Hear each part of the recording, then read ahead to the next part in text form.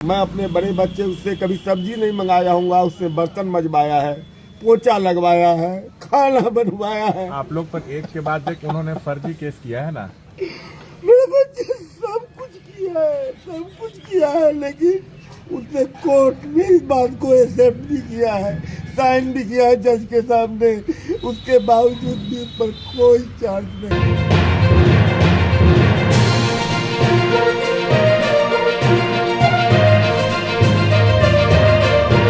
उसके बाद मैं कभी बेंगलोर गया ही नहीं, कभी बात किया ही नहीं। हमारे पूरे परिवार पर 498 का केस लगाए हुए हैं।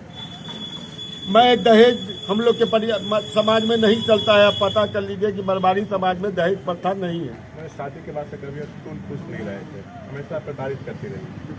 हमेशा क्या मैंने कभी भी हमारा एक पोता हुआ, पोता के बाद जस्ट कोरोना हो गया। मैं अपने बड़े बच्चे उससे कभी सब्जी नहीं मंगाया हूँगा, उससे बर्तन मजवाया है, पोछा लगवाया है, खाना बनवाया है। आप लोग पर एक के बाद एक उन्होंने फर्जी केस किया है ना। मेरे बच्चे सब कुछ किया है, लेकिन उसने कोर्ट में इस बात को एक्सेप्ट भी किया है, साइन भी किया है जज के सामने। उसके बावजूद भी उस पर कोई चार्ज नहीं है। एक केस हटाती थी, दूसरा केस लगाती थी। परेशान करने के लिए जज 5 लाख रुपए का मांगती थी कि मैं तुम लोग का सेटलमेंट करवा दूंगी। मेरा बच्चा कहा कि नहीं, मैं कानून व्यवस्था से लड़के इसको जीतूंगा, मैं गलत नहीं हूँ। लेकिन ये कानून व्यवस्था ऐसी है कि आपको इतना परेशान करेगी फांसी पर चढ़ना पड़े। अच्छा अतुल, आप लोग से कभी अपनी परेशानी शेयर करते थे कि कितनी परेशानी में हो? कभी नहीं। हम लोग से सोचता था कि मेरे बूढ़े माँ बाप को मेरे को बीपी का बीमारी में दवाई खाता हूँ। सोचता था कि मैं बोलूँगा तो मेरे पिताजी को। उन्होंने अपना जो सुसाइड नोट छोड़ा उसमें उन्होंने अदालती कामकाज के सवाल उठाया, तो पूरा सिस्टम हिल गया इस घटना से। सर मैं क्या बताऊँ, मेरा बच्चा तो इतना पढ़ लिख के विद्वान था कि वो सब धाराओं की जानकारी रखता था। इंग्लिश में बना के नोट ले गया था कोर्ट में। यहाँ जौनपुर में कोई इंग्लिश नहीं जानता था, तो वकील किया उसने। अब बहू आपकी सिर्फ एक बार आई शादी के बाद? एक दिन के लिए शादी के बाद विदा करा के यहाँ लाए, दूसरे दिन रही, तीसरे दिन वो चली गई। उसके बाद आज तक पूसा रोड नहीं आई। अब आगे न्याय मिले ये आस है आप लोग को? बस यही आस है कि हमको न्याय मिलना चाहिए, कठोर सजा मिले।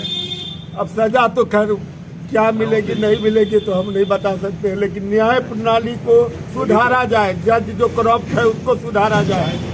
जज जब पैसा मांगती है तो आप न्याय किससे मांगिएगा? आप बताइए हमको, ये क्वेश्चन है मेरा। आउटपुट दिया हुआ जब पेशकार कहता है कि मैं तुमको लंबी तारीख नहीं दे सकता हूँ, यदि तुम 500 रुपया दोगे तो तुमको लंबी तारीख दूंगा, 10 दिन 15 दिन के बाद की, नहीं तो 4 दिन बाद की तारीख दूंगा, जिससे कि वो फिर आएगा।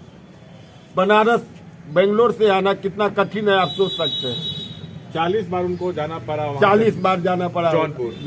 120 बार वही बोल दीजिए, 120 बार। आपको लगता है ऐसा कई पीड़ित परिवार होंगे जिन पर बहू पत्नी अब फर्जी केस लाती है, आपको लग रहा है? 100 में 70 से 80% केस सुप्रीम कोर्ट ने भी इस बात को एक्सेप्ट किया है कि 498 का जो केस है 90% फर्जी है। सब फर्जी है। 498 का केस 90% फर्जी आता है। ये सुप्रीम कोर्ट ने भी इस बात को एक्सेप्ट किया है। अच्छा, लेकिन उसको आज तक सुधारा नहीं गया, उसको नहीं सुधारा गया। उसका दुरुपयोग कर रहा है लोग। शादी कर लेना है, 2 साल के बाद पूरे परिवार को दोहरी केस में फंसा देना है। और मेरी बहू तो नौकरी करती है, उसको भी मिलता है 1.5 लाख रुपया। अपनी आवाज से मैं जागृत करूं। सिस्टम जिम्मेदार है। सिस्टम जिम्मेदार है।